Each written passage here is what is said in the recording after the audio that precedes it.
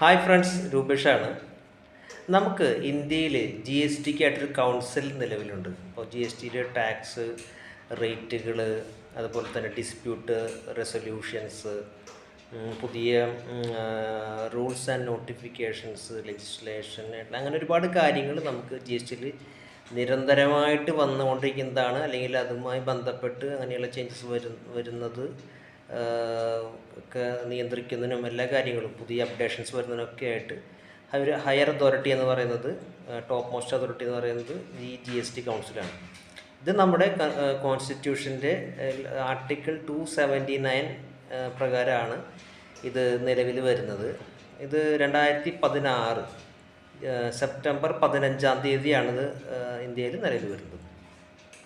ഈ കൗൺസിലിൻ്റെ ഒരു ഡീറ്റെയിൽസ് എന്ന് പറഞ്ഞു കഴിഞ്ഞാൽ, ഇതിൻ്റെ ചെയർപേഴ്സൺ എന്ന് പറയുന്നത് യൂണിയൻ ഫിനാൻസ് മിനിസ്റ്ററാണ്.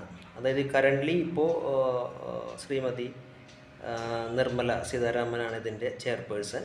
അതുപോലെ തന്നെ ബാക്കിയുള്ള അംഗങ്ങൾ എന്ന് പറയുന്നത് union minister for state affairs four finance, അതുപോലെ തന്നെ ഓരോ സ്റ്റേറ്റിലെയും ഫിനാൻസ് മിനിസ്റ്റർ അഥവാ റവന്യൂ ഇൻചാർജുള്ള മിനിസ്റ്റർ, അല്ലെങ്കിൽ ആ സ്റ്റേറ്റ് ഈ ഒരു കൗൺസിലിലേക്ക് നോമിനേറ്റ് ചെയ്യുന്ന മിനിസ്റ്റർ, ഇവരെല്ലാം അടക്കുന്ന ഒരു വലിയ ഒരു ടീമാണ് ഈ കൗൺസിലിൽ പ്രവർത്തിക്കുന്നത്. അപ്പോൾ ഇവരാണ്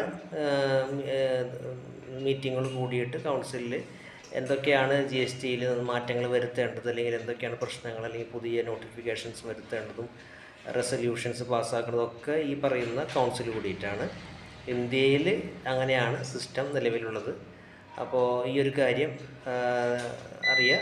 അതുപോലെ തന്നെ പുതിയ ജി എസ് ടിയുമായി ബന്ധപ്പെട്ട പുതിയ അപ്ഡേറ്റ്സിനായിട്ട് stay tuned with capital tax India.